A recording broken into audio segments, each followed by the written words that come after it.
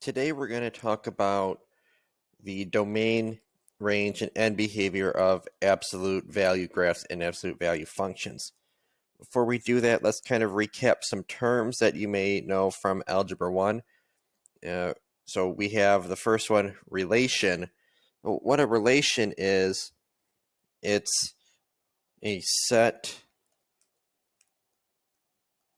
of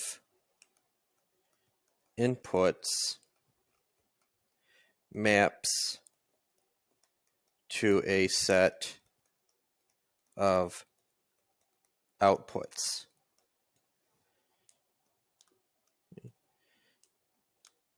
So in normal people words, that's just, okay, we input something and we get an output. You go to a vending machine, you hit a button, that's your input, and the output is a snack or the drink or whatever you selected. So that's relation. You have some inputs and you have some outputs, and they're related to each other. This input gives you this output always. Now, a function, that's a special type of relation. It's a relation where each input has exactly one output. So thinking of the vending machine example that I just talked about, if you push the button for Coke and you got Coke and water, okay, that mapping is not a function because you have one input and you got two things back. You press the button once and you got Coke and water back. Now, the reverse is allowed. So what do I mean by that? Well, you could have two inputs have the same output. You see that on vending machines all the time. The popular drinks like Coke and Pepsi, there's 3 or 4 buttons that give you that. So you have one button that gives you a Coke and the second button gives you a Coke. That's okay. You can have two different inputs have the same output, like that vending machine, but you can't have one input having two different outputs. So your domain, that's what your input values are. Okay. And we typically think of those as our x values, like we talked about the other day. And your range, that is your output, or the y values. So if we look at our functions here, our relations, we got to determine if they are a function, and then list the domain, domain and range.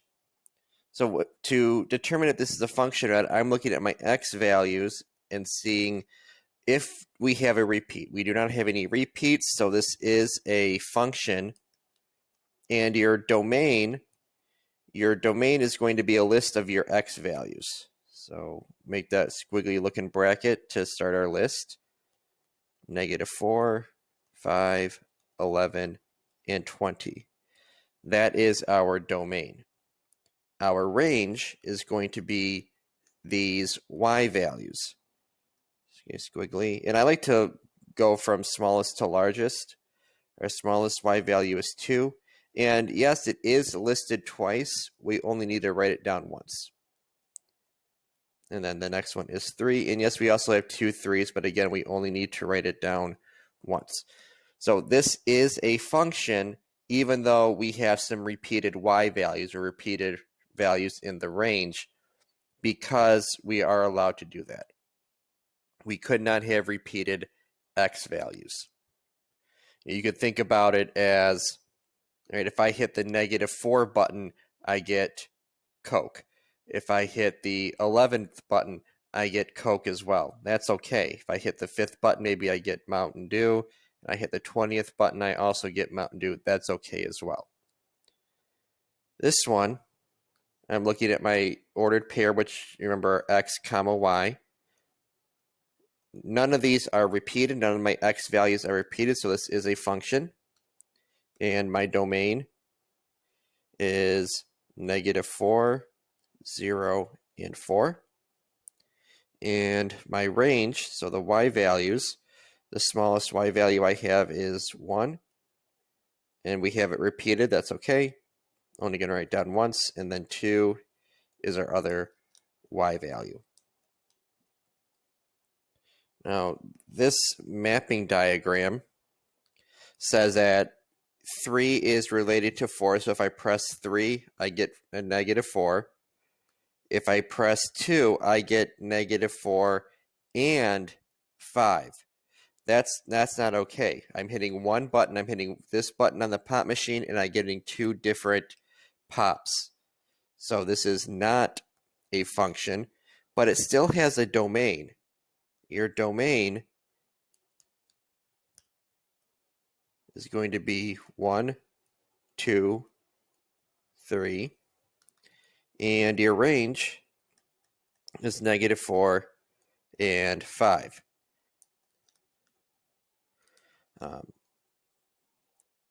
Now, from a graph, we have some things to consider. Let's look at this closely. This is an endpoint, so that means the function stops right there, but includes that endpoint. This open circle means that the function or this graph gets really, really close to that point, but doesn't actually get there. So the point, 3, -1 is not a point on this graph. So that means when we talk about the domain and range, we can't include that point. We can't talk about 3, 1 because we don't actually reach it. We get very close though. So what we do is we look at the smallest x value. So right here, the smallest x value is 1, 2, 3, is -4. And the largest x value is 1, 2, 3. Now, you'll notice that I put a bracket around one and a parenthesis around the other. The bracket means value is included. The parenthesis means the value is excluded. This is saying that the domain starts at -4 and goes all the way to 3, but 3 is not included. 3 is not in the domain. We call this interval notation. Instead of writing out all the numbers -4, -3.999 repeated, -3, because there's infinitely many numbers across this graph, and it would take forever to write them all out. So we write it in this interval notation, and that interval notation says every number from -4 to +3 is in the domain except for +3 because we had that open circle. The range, we look at the y values. The smallest y value is right here at -1, and the largest y value is all the way up here at 1, 2, 3, 4, 5. Now that -1 is at this open circle here, so we put a parenthesis, and we put a bracket around the 5 because it came from that included point. In letter B, we don't have an open circle, but we have a starting point, and then we have an arrow. That means that this goes off forever. So we're going to have to extrapolate or think about where we approach. Where does this line keep going to? For our domain, the smallest x value is 1 to -3. And since we don't have an open circle there, it is included. Now, the largest x value, if we keep following this, that graph's going to go all the way towards positive infinity.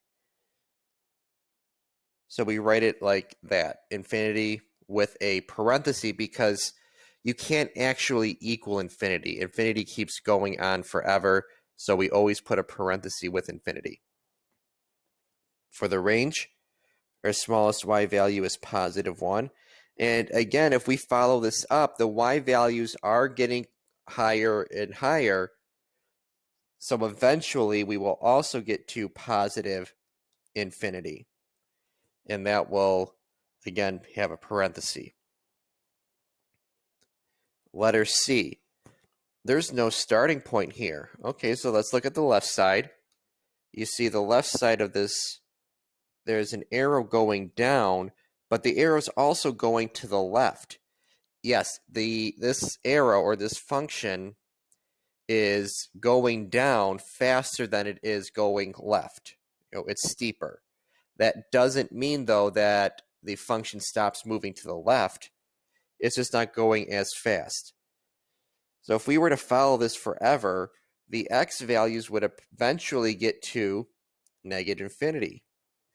We look at the other side. Again, our function is going down, but it's also moving to the right. It is eventually going to get to positive infinity. Now, for the range. The y values, since both sides of this graph are going down, the smallest y value will be negative infinity. The y values are going to keep getting smaller and smaller. So we always put the smallest value first. Now, the largest y value occurs right here. It occurs right here at 3. With a bracket around the 3 because we are defined there. We have a point on that. So it can be a little tricky writing domain and range from graphs because you have to determine if you have any open circles like we had in letter A, where the point is not included in the domain and range. And then if you have arrows, you have to really extrapolate and think, okay, the x values are getting larger and going towards infinity, but what are the y values doing too? Are they getting larger or are they getting smaller? So it will take a little bit of practice to get that down. So now we're going to talk about what's called end behavior. And end behavior sounds pretty complicated, and when we write it out, it looks complicated, but in reality, it's just looking at the left side of our graph and the right side of the graph and seeing if our y values are going up and going down. But when we talk about the left side, though, the way we say it is as x approaches negative infinity. That's looking at the left side. And looking at the right side, our x values would be approaching positive infinity. And I'm going to go back up to some graphs that we did and talk about this. So here's some absolute value functions that we graphed. And look at the x values on the graph. If we follow our line, here's x value of 1, x value of 0, x value of negative 1, x value of negative 2, and yes, off the graph the function keeps going, our x value would be negative 3, and so on. So our x values are going all the way to negative infinity, and then the right side of the graph we've looked at the x values. Here's 1 again, then x equals 2, then x equals 3, and we can follow that all the way to x equals 4 and all the way to positive infinity. Now, we want to say that either the y values go up and go down. You look at our arrows. Look at both the left side of this V. The left side is pointed down. The right side is also pointed down. So that's what end behavior is, looking at the left side of the graph, right side of the graph, and do those parts of the graph go up or down. So to write those in math speak, okay, so if we want to say left side, in math speak we say as x approaches negative infinity. That's the left side of the coordinate plane. If we want to say right side, we say as x approaches positive infinity. Now if we want to say goes up, we say y approaches infinity, positive infinity, because if our y values are increasing, they're eventually going to get to infinity no matter where they start. If we want to say goes down,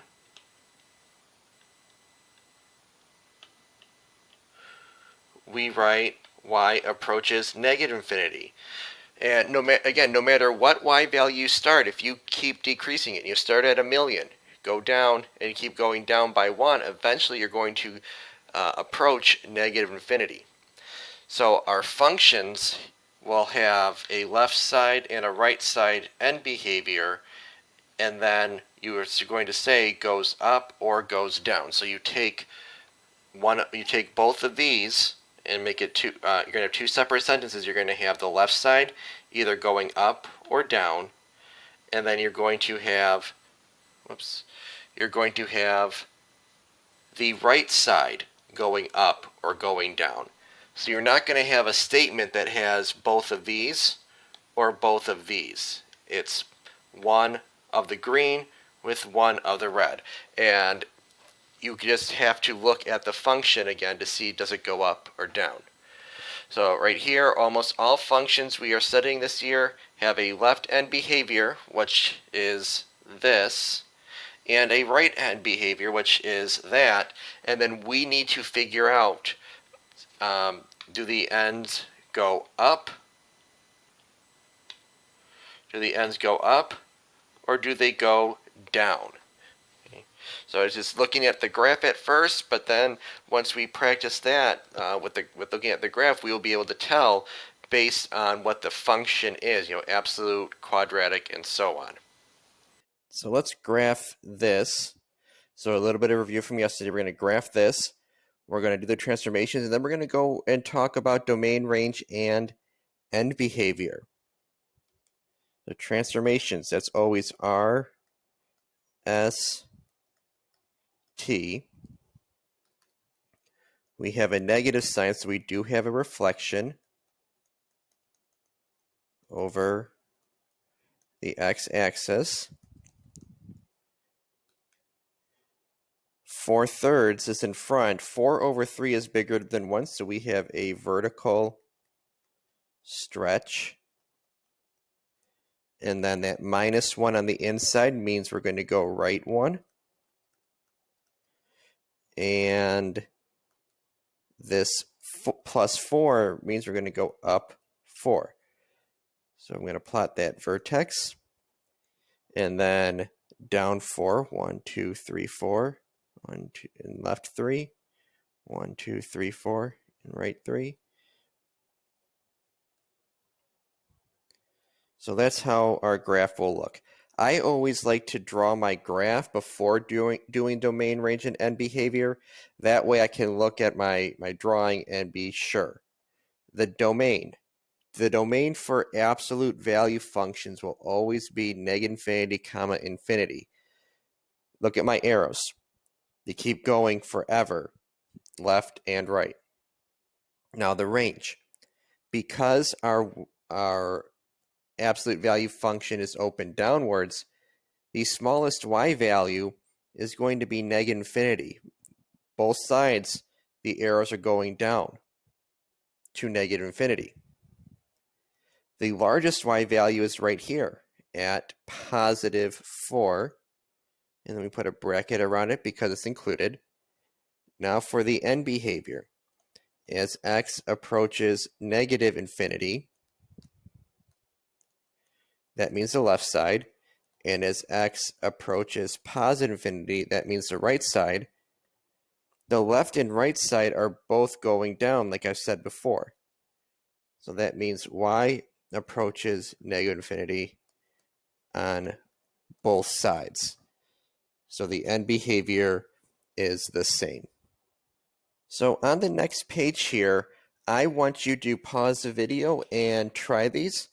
And once you've tried them, unpause it so you can check your answers with mine. All right, so here are the answers. So go ahead and check it. check your answers for these two problems. So pause it if you need to look it over.